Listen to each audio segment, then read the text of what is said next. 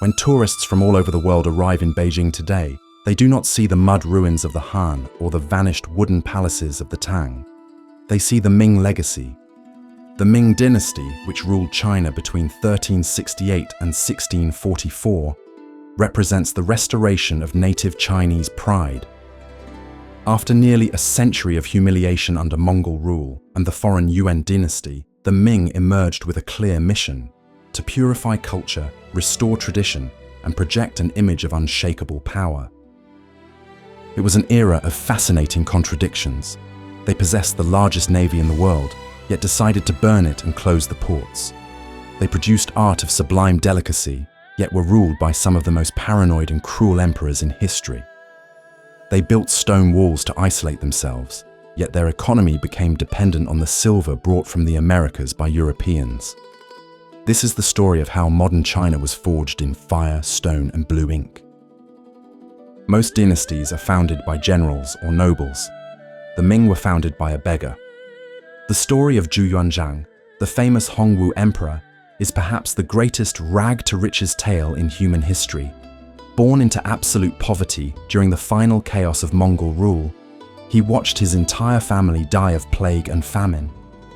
Desperate, he shaved his head and became a Buddhist monk. But the monastery also ran out of food, forcing him to wander across China begging for alms. It was on the road that he saw the people's dissatisfaction.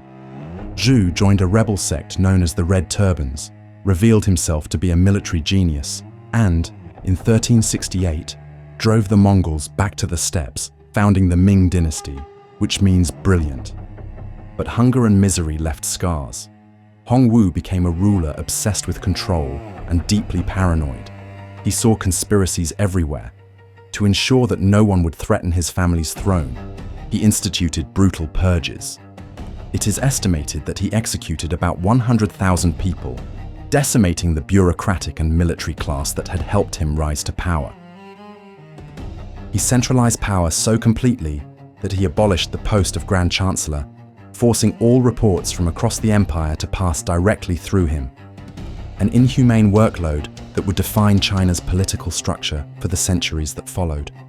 If Hongwu was the paranoid warrior, his son, the Yongle emperor, was the megalomaniacal visionary. He wanted the world to know that China was back at the center of the universe. For that, he needed a stage. Yongle moved the capital from Nanjing in the south to Beijing in the north, and launched the greatest construction project of the pre-industrial era, the Forbidden City. Built in only 14 years, between 1406 and 1420, by approximately 1 million workers, the Forbidden City was designed to be a mirror of heaven on earth. It is said to have 9,999.5 rooms, only half a room fewer than the Jade Emperor's palace in heaven, so as not to offend the gods. It is the largest palace complex in the world and the ultimate symbol of the emperor's distant, untouchable power. But Yongle did not build only palaces, he built knowledge. He commissioned the Yongle Encyclopedia, a titanic compilation of all Chinese learning, history, philosophy, art, science, which resulted in 11,000 handwritten volumes. It was the largest encyclopedia in the world for 600 years, until it was surpassed by Wikipedia. Yet they persisted under the shadow of a constant threat: the Mongol tribes. To ensure the Mongols would never return, the Ming began building the Great Wall as we know it today. Unlike the Han's rammed earth barriers, Ming engineers used kiln-fired bricks and a surprisingly resilient rice flour mortar to create the stone serpent that today cuts across the mountains north of Beijing, slicing through northern China. Before China closed itself behind its walls, it had a brief and glorious moment at sea. Between 1405 and 1433, decades before Vasco da Gama or Columbus, the Yongle Emperor sent his trusted admiral, the Muslim eunuch Zheng He, on 7 epic voyages across the Indian Ocean. These were not ordinary ships. Chinese chronicles describe the treasure ships, the Baoquan, as wooden colossi, up to 120 meters long, with 9 masts. By comparison, Columbus's Santa Maria was said to be about 20 meters long. They were floating cities that carried thousands of soldiers, physicians, and tons of silk and porcelain. Zheng He's fleet visited Vietnam, Indonesia, India, Persia, and reached the east coast of Africa in present-day Kenya. They did not go to conquer or colonize, but to display Ming power and collect tribute in a system of tribute diplomacy. The most curious moment of these voyages occurred when Zheng He brought a giraffe from Africa to the emperor. The Ming court was ecstatic. They had never seen such an animal and believed it was a qilin, a benevolent mythological beast whose appearance meant the emperor was a wise ruler. The giraffe became living proof of the mandate of heaven. But then, the unthinkable happened. After the deaths of Yongle and Zheng He, the conservative faction of Confucian mandarins took power. They argued that the voyages were too expensive and that trade with foreigners was undignified.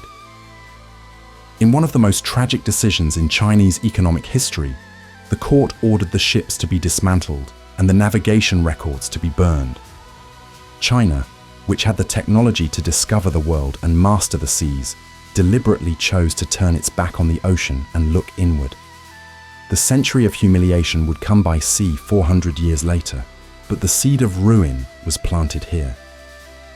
As the government closed itself off, Chinese culture reached a level of refinement that would seduce the world. It was under the Ming that China created its first global brand, blue and white porcelain, Qinghua. The imperial kilns of Qing operated on an industrial scale, producing vases and plates with a technique so perfect it seemed like magic to Europeans and Arabs. These pieces were not merely utensils, they were white gold. They traveled the world, adorning the palaces of sultans in Istanbul and kings in Lisbon, making the word China synonymous with high-quality porcelain. But the Ming elite did not live only on vases. This was the golden age of popular literature. Tired of dry Confucian texts, urban citizens devoured adventure novels. 3 of the 4 great classics of Chinese literature were written or compiled in this period. Journey to the West, which tells the fantastic adventures of the Monkey King, and the monk's journey to India. Romance of the 3 Kingdoms, the epic saga of strategy and war set in the Han era. Water Margin, which contains the stories of heroic outlaws, a kind of Chinese Robin Hood. Behind this cultural wealth, there was a gigantic economic shift.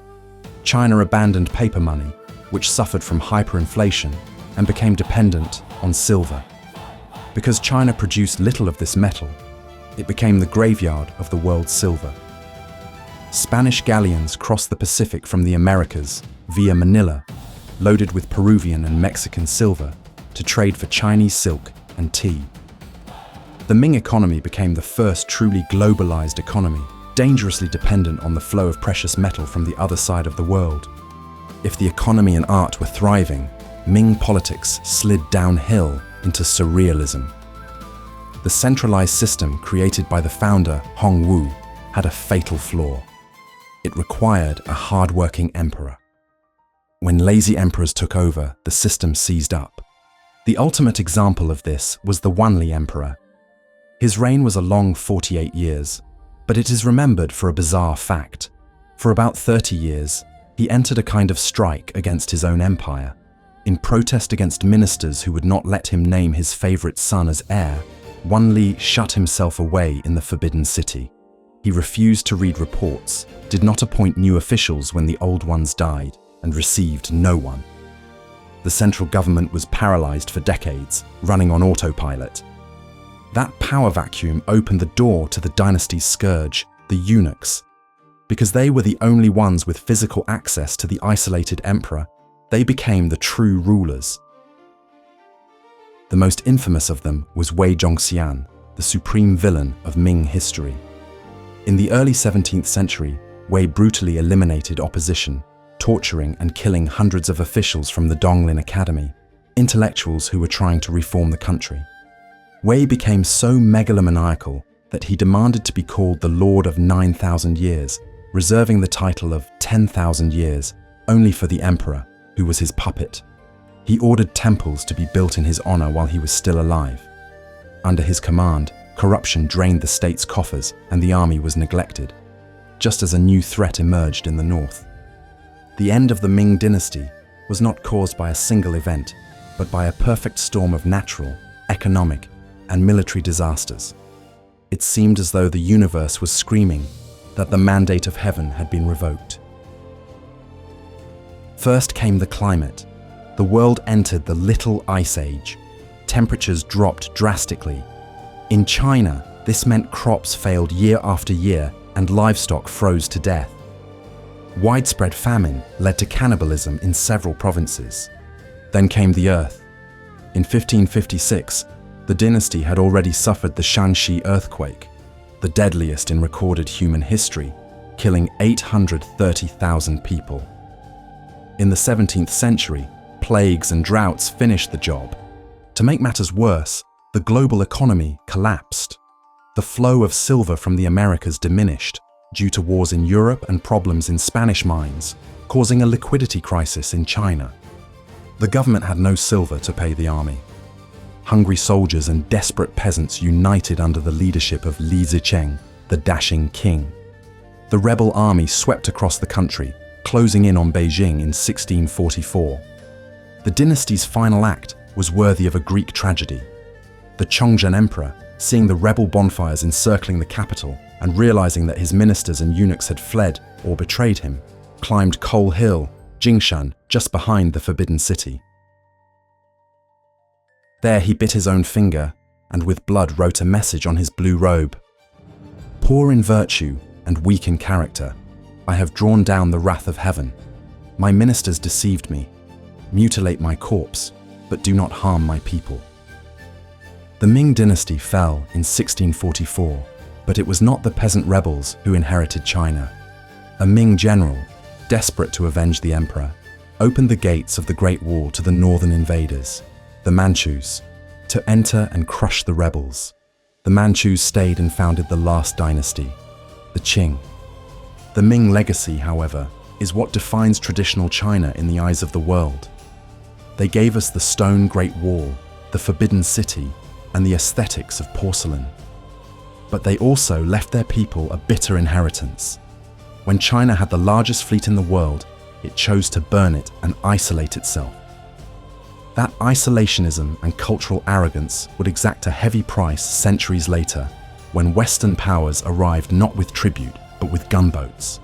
The Ming built a wonderful world, but forgot they could not lock the rest of the planet outside forever.